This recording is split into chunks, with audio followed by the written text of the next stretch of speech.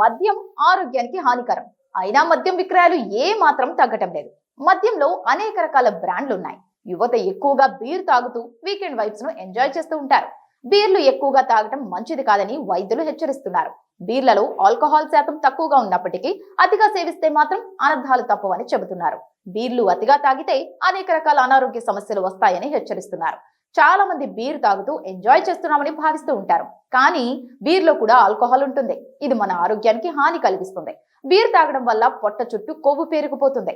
ఎముకలు బలహీనంగా తయారవుతాయి. 35 సంవత్సరాలు దాటిన తర్వాత ఎముకల సమస్యలు వచ్చే అవకాశం ఎక్కువగా ఉంటుంది. మహిళలు బీర్ తాగడం వల్ల హార్మోన్ల అసమతుల్యత వంటి సమస్యలు తలెత్తుతాయి. పురుషులు బీర్ తాగడం వల్ల వారిలో ఛాతీ పెరుగుతుంది. బీర్ తాగడం వల్ల మూత్ర విసర్జన పెరుగుతుంది. దీంతో శరీరం డీహైడ్రేషన్ బారిన పడుతుంది. తల తిరగడం, తలనొప్పి, అలసట వంటి సమస్యలను ఎదుర్కోవాల్సి వస్తుంది. బీర్ లో ఉండే ఆల్కహాల్ పేగులో ఉండే పొరలను చికాకు గురి చేస్తుంది. బీర్ ను అధికంగా తీసుకోవడం వల్ల కాలేయంపై తీవ్ర ఒత్తిడి పడుతుంది. దీర్ఘకాలం పాటు బీర్ తాగడం వల్ల cirrhosis, fatty liver, alcoholic hepatitis వంటి కాలేయ సంబంధిత సమస్యలు తలెత్తుతాయి. కాలక్రమేణా మెదడు పనితీరు కూడా దెబ్బతింటుంది.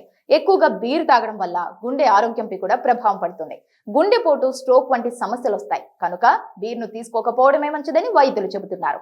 బీర్ తాగే అలవాటును ఒక్కసారిగా మానేయలేని వారు ఈ అలవాటును క్రమంగా తగ్గించుకునే ప్రయత్నం చేయాలని వైద్యులు సలహా ఇస్తున్నారు. బీర్ వంటి ఆల్కహాల్ కలిగిన పానీయాలను 6 నెలల పాటు తీసుకోకపోవడం వల్ల శారీరక, మానసిక ఆరోగ్యంలో పెద్ద మార్పులను చూడవచ్చని వైద్యులు తెలియజేస్తున్నారు.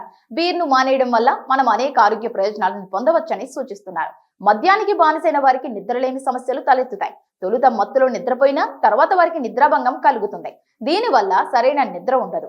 మరుసటి రోజు అలసట, మానసిక ఒత్తిడికి గురవుతారు. బీర్లో క్యాలరీలు అధికంగా ఉండటం వల్ల త్వరగా బరువు పెరుగుతారని, తద్వారా ఊబకాయం సమస్య బారిన పడతారని చెబుతున్నారు.